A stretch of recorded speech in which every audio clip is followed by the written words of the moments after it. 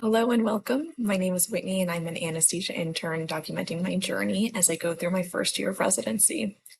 I just finished up my second week of inpatient internal medicine, so I'm 2 weeks down, 1 week to go of this block. And before I move on to what's next. In last week's video, I talked a bit about what just the overall day for working on inpatient internal medicine looks like. What is rounding and what do you do to prepare for that? What do you do after that? And all, kind of the big picture of the day. I did leave out one part of that is actually a pretty big component of your time when you're on inpatient internal medicine, just because I felt like it deserved its own video. But we're going to talk about that today. And that's something called admitting or being on call. So let's get into it.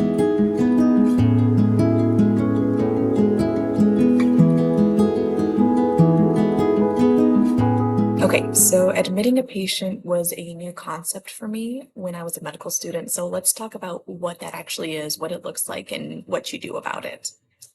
So to talk about admitting a patient, you actually have to go a step back in patient care and look at where they're at in the emergency room. So let's start there.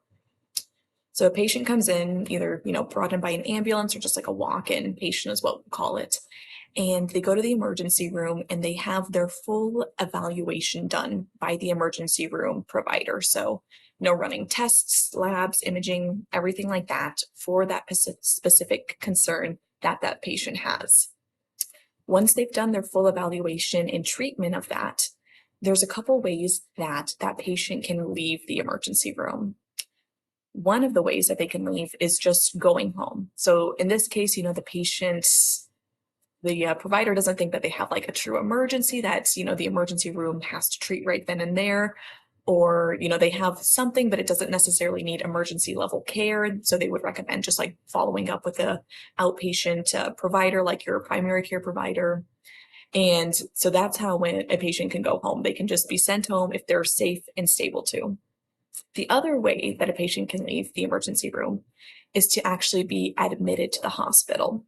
So when you're admitting a patient, all you're doing is hospitalizing that patient. You're taking them from the emergency room service and you're bringing them into the hospital. And as an internal medicine team or resident, you are the receiving end for that patient and you're the one who's taking over care for that patient. There's quite a few reasons why you would want to admit a patient. If they need a little bit more time to be evaluated and treated, that's usually when you would admit a patient or hospitalize them. So some examples that we saw this week are, one patient came in and they had an asthma exacerbation that was really bad and they needed more than just, one day's treatment in the emergency room. They actually needed several days of treatment. We had another patient who came in with something called AMS or altered mental status, and we just couldn't figure out exactly why they were, their mentation was just a little bit off. So they just needed a little bit further evaluation and treatment. So in those kind of cases, they're not safe to send home, but they're also, in the emergency room, you kind of just want to get them to where they're going to go. So they just need a little bit more time in evaluation. And in those kind of cases, that's when you admit a patient. Okay, now to actually talk about what admitting looks like when you are the one who's assuming care for the patient. If you watched the video I posted last week about presentation styles for rounding, there are quite a few similarities to what you do when you're admitting a patient to that kind of style of presentation and the kind of information that you're gathering, but there are some difference. So let me explain what that means. So when you're admitting a patient, you're doing a very thorough evaluation of them. You're doing something called a history and physical examination, essentially, of the patient. And all that means is you're getting a really detailed history and doing a really detailed examination of the patient.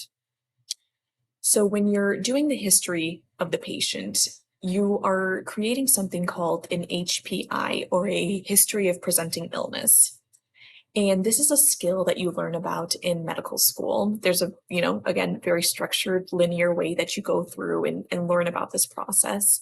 And when you're talking to the patient, you're just trying to get all the information you can about their problem that they're having. So, first of all, what is it that they're experiencing? How long has it been going on for? What makes it better? What makes it worse, right? These are just like examples of the kind of information that you want to get from a patient when you're getting a HPI from them. And, as a medical student, you learn all about like what goes into that. And I feel like as a resident, you have to dive even deeper into that. So after you've done that and you've gotten a really good understanding of the problem and why they're there, the next thing you'll do is just focus on the patient in a more general sense. So you want to learn about them. You want to know about their medical history, like what kind of medical conditions do they have? What medications are they taking? What surgeries have they had? What does their social history look like in terms of like drugs and alcohol use and smoking? All of that information. You really want to have a very rounded, big picture of what the patient is, or of who the patient is. After you've done this, this is where the similarities to that presentation style I talked about last week come into play, because after you've done that, you're going to do a very thorough physical exam and then gather more objective information on the patient. So objective meaning, like labs, imaging, and any other kind of tests that you're doing on the patient. So you'll get that information as well. And then you focus on creating an assessment and plan, which is really just the treatment portion of the patient. So for every time you admit a patient, you have to go through this H&P, or history and physical, for every patient that you see. And it can take quite a bit of time just because you have to be very thorough and very detail oriented. But it's really the goal just to know as much as you can about the patient. That way you can structure a presentation that you're going to give to an attending so you can actually talk about the patient and figure out what you're going to do for them. I have a few thoughts about admitting. And first of all, I'll just say I feel like there's a lot of learning that you do when you're admitting, just because you are, kind of like the first person on the internal medicine team to be evaluating the patient and figuring out what you're going to do for them. You're also focusing on getting a really good history, which is a skill in medicine. And I feel like the only way you get better at it is just to keep doing it and keep practicing. So you do get really good at that as well.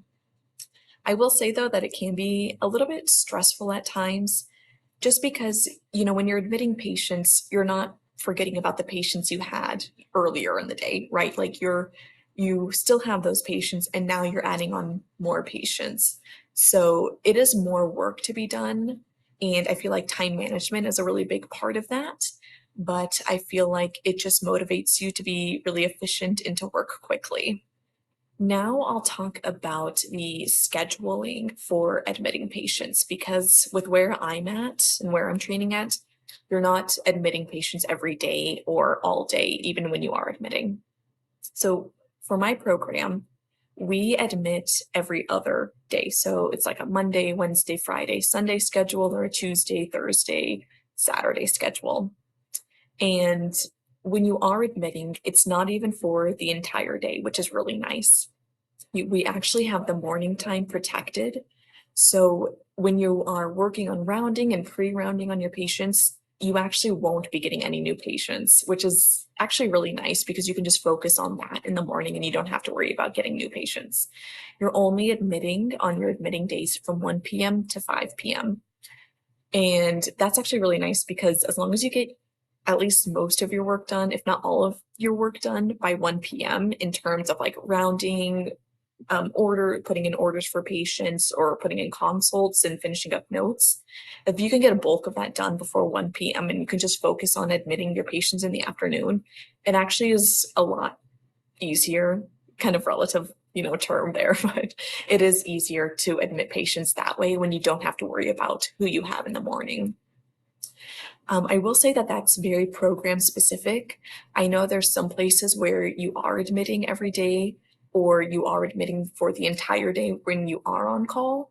So it really just is very program specific. And I would say for people who are applying to residency or looking at residency programs, it might be something you want to look into or ask, because it is a pretty big part of your time and honestly, like your well-being and your stress when you are working on inpatient internal medicine. So just some food for thought there. All right. Well, that's everything I have for you in terms of, admitting patients. what that looks like, what we do about it, what it actually means to admit a patient. And I'm hoping that with this video this week and the video I had last week, you have a good understanding of what your day looks like when you're actually working in the hospital on the internal medicine service. So that's everything I have for today. So now we will go over how many hours I actually worked this week.